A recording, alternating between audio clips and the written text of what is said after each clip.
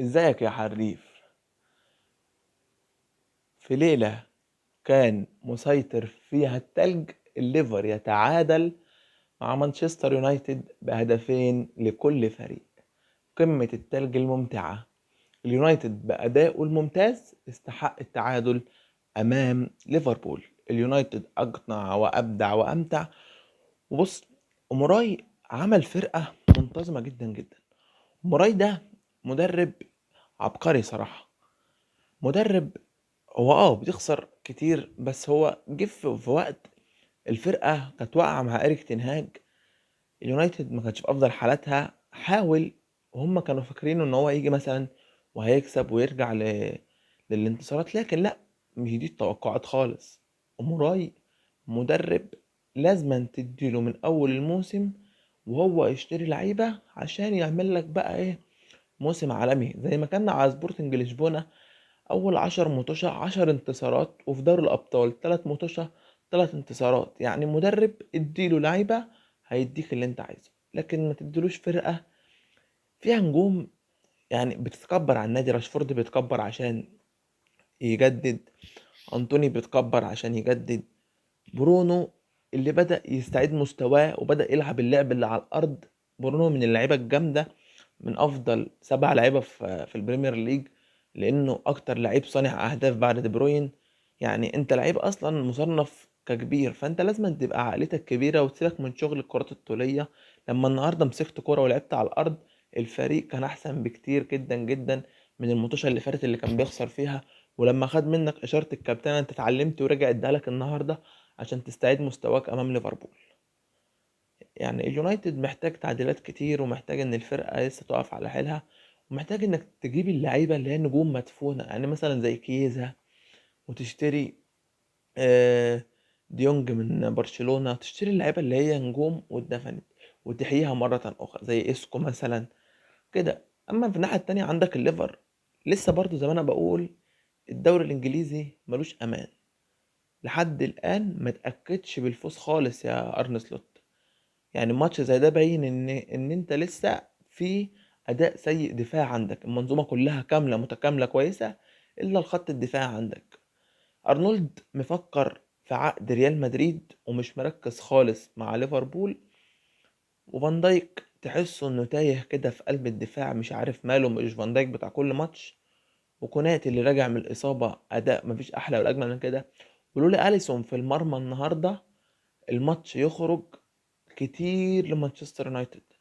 ويونايتد جات له فرصة في آخر الثواني لولا تألق أليسون لكان 3-2 النتيجة، وروح اليونايتد بال3 نقط. ما كانوش يحلموا بالكلام ده خالص.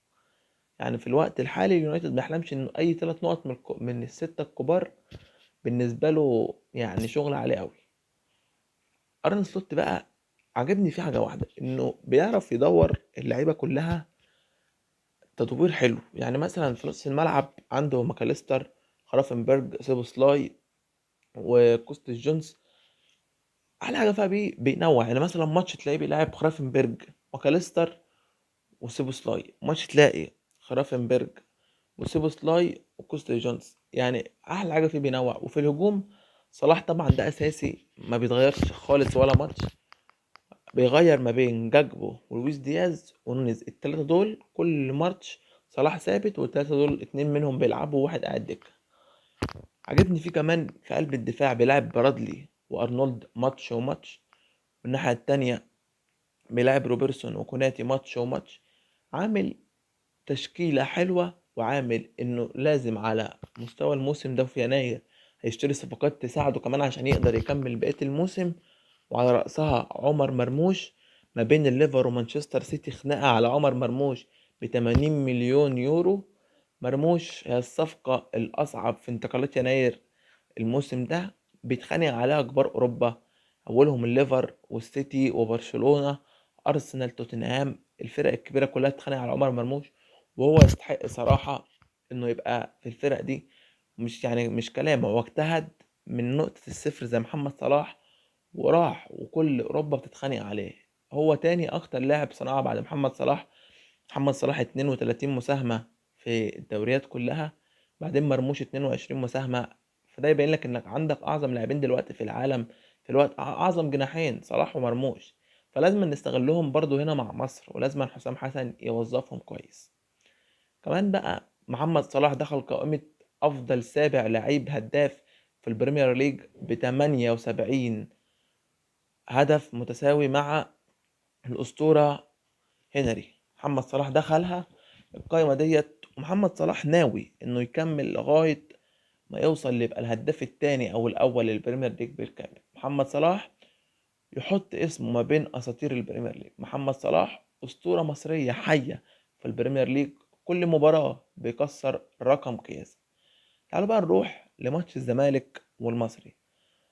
يعني مش فاهم يا جروس، انت والمدربين اللي قبلك كلها مقتنعين ازاي بلاعب اسمه مصطفى شلبي؟ والله لاعب ولا يسمع حاجة عن الكورة. لاعب يعني مفيش بجنيه كورة في رجله. يعني لو جبت عيل صغير في الشارع يلعب عنه هيلعب. النهارده 5 6 باصات في الاوت. يعني فتوح ما بيلحقش يجري يلحق الكورة ده يبصها له في الاوت. يعني مفيش خالص تفاهم ما بين الاتنين، وتحس ان الاتنين مش شايفين حاجة النهارده، ما تعرفش في ايه. وزيزو مش في افضل مستواه، مركز مع العقد بتاعه. كل لاعب في الزمالك مركز في حتة تانية. والله اللي بيلعب وحيد في الفرقة دي كلها هما اتنين، عبد الله السعيد ومحمد شحاتة. الاتنين الوحيدين اللي بيلعبوا مركزين في ارض الملعب. بقية الفرقة تحسها تايهة كده، ما تعرفش في ايه.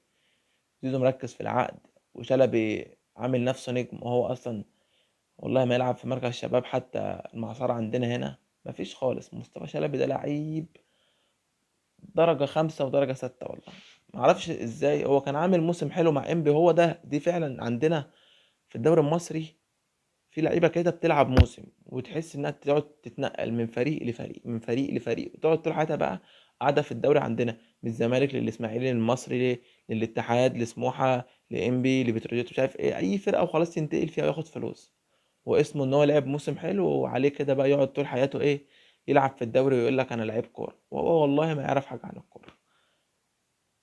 يعني زي لعيبه وهميه كده في الملعب، يقول لك ايه دور المهاجم الوهمي، ان هو بيأدي دوره صح، ان هو وهمي مش باين في الملعب. هو ده مصطفى شلبي، لاعب وهمي كده مش باين في الملعب ولا ليه اي لازمه. ولا كونراد مشلاك ده مش عارف يعني اللي هو بيشوف اللعيبه ده ما بيعرفش خالص يبص. مثلا زي بتاع بيراميدز كده، جايب فيستون مايلي بلاتو توريه وليد الكارتي يعني ومحمد الشيبي. يعني لعيبه كده ايه اللي ماسكه الفريق. احنا ما عندناش خالص دماغ ولا في تفكير اللي بيجي يشتري الصفقات ده. عينه مش حلوه خالص، بينقي اي لعيب كده تعمل عليه سبوت وخلاص، يقول لك ده عامل ماتش بره واتنين. ما تتفرج على السي في بتاعه كويس وشوفوا اداؤه والبدني بتاعه يبقى عامل ازاي. ولا احنا بنروح نشتري اللعيب كده على الله وخلاص، وبندفع فلوس في الارض، ونيجي في الاخر كل سنه يقول لك ايقاف قيد ايقاف القيد على الزمالك، ايقاف القيد ودفع فلوس دفع فلوس دفع فلوس. وتيجي في يناير مش عارف تشتري لعيبه، وتيجي في 6 تشتري لعيبه ملهاش اي قيمه ولا لها اي لازمه، وتضيع خلاص النادي وخلاص على الفاضي، وتدين النادي بمليارات. يعني لازم يبقى في حل كده، ولازم الإدارة تقعد وتشوف حل، عشان مش كل موسم يبقى فيه إيقاف قيد وندفع فلوس، ونفاجأ أول ما تدفع فلوس تلاقيها قضية تانية جايلك من ناحية تانية بفلوس تانية ببلاوي تانية. لازم كده النادي يمسك نفسه ويشوف ايه الأخطاء اللي ما تتكررش مرة أخرى، يعني الخطأ اللي ما يتكررش تاني، عشان اللي بيحصل يتصلح. ولازم الزمالك يركز الفترة الجاية وجروس يشوف اللعيبة اللي هتمشي، ويجيب يحط مكانها لعيبة. يعني سامسونج مشي راك ده، لو يشوفوا له يرجعوه تاني أحد. سيف الجزيري بيتنك وعايز فلوس ورافع قضية، يا عم مشيه وأحسن وديه بيراميدز، وخد من أي حد بيراميدز. يعني النهاردة بيراميدز يعني صراحة كسبوا في آخر ثانيتين، كانوا خسرانين لغاية الدقيقة 89 و60 ثانية، لولا كرة مصطفى فتحي من بره شاتها جاب جون، وراح مصطفى فتحي رايح معرض الكورة لإبراهيم عادل باكورد عالمي، اللي يبقى 2-1 ويفوز على الترجي اللي كان متقدم بهدف. يعني اللعيبة دي لازم تبص عليها. إبراهيم عادل ده ممكن تجيبه مكان مصطفى شلبي، لكن إبراهيم عادل جايله عرض طبعا في ختافي، عمره ما هيجي لك هنا، ولا عمره حتى يبص إن يجي عندك هنا في الزمالك. صراحة لازم نشوف خطة جديدة وخطة بديلة. وزي شركة الكورة دي بل تسيبها كده تتفرج طول الموسم على اللعيبة الكويسة في الدوريات. يعني لما نجيب حتى لاعب من الخليج لعيبة الخليج كويسة جدا جدا جدا. انت عمال تجيب وخلاص من شمال افريقيا، المغرب، الجزائر، تونس. شوف في الخليج لعيبة بتلعب كورة على فكرة على مستوى عالي، زي يزن العماد مهاجم الأردن، 10/10، بيلعب في السد القطري. يعني تجيبه وتشوف اللعيبة دي، لكن مفيش خالص كشافات. اللاعب بقى الوكيل عندنا هنا بيعمل ايه؟ بيروح يجيب المصلحة، مش بيجيب لعيبة، هو بيجيب مصلحة عشان ياخد من وراها فلوس بس. ده اللي بيعمله الوكيل عندنا هنا، لكن حاجة تانية مفيش خالص، بطيخ.